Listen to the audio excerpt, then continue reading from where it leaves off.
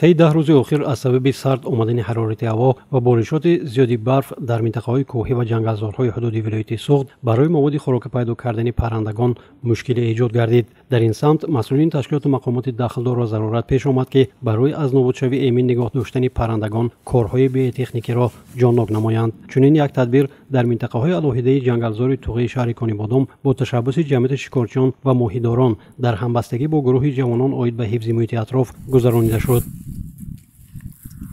هدف از این گذراندن این چاره‌بینی‌های بی‌تکنیکی در آن است که پرنده‌ها و حیوانات وحشی در این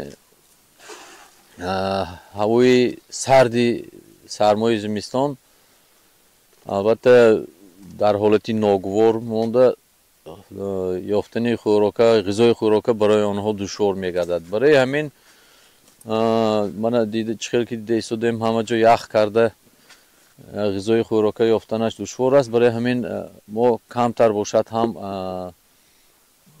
با دستگیری تشکیلات جمعیتی گروه جوانان و از جانب جمعیت شکارچیان شهر کنیبادام امروز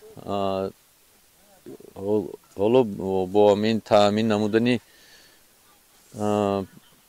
پرنده ها امروز شروع کرده ایستادیم و این چاره‌بینی ها البته آخران نیست. ما تصمیم گرفتیم که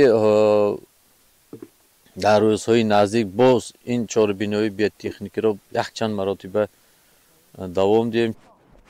در نتیجه بارشات زیاد غذای پرنده ها زیر برف مانده این حالت باعث از گرسنگی نابودشوی خصوصا پرنده های کوچک سبب شده می تواند. بنا به اطلاع مسئولین در این موسم کارهای بی‌تکنیکی پنجمین مراتبه گذرانده شده. مراتبه های اول از 200 تا 300 کیلوگرم غله‌دانگی ها و این نوبت 1 تن دانه جوان مکه، گندم و دیگر دانگی ها در حدود 2 هکتار پوشیده شد.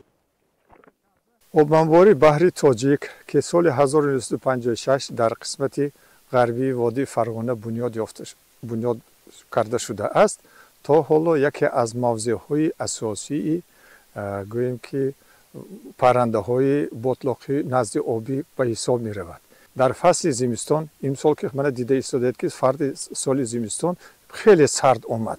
حرارت آب از 15-20 گرادوس نزدیک سرد فرامده است که سراسر بالا آب آبانبار که قسمت اساسی پست آب به حساب می رود سراسر یخ بسته است. بنابر همین شرایط برای زمستان گذراندن که پرنده ها به مملکت های ما به دیار ما کوچیده می آیند آنها در اینجا پناه گرفته و برای زمستان گذرانی آماده است تیاری دیده ایستادند. برای نگاه داشتن و برای سرشماری آنها را از فوتیدن در فصل سرد زمستان این چاره‌بینی خیلی خوب می باشد.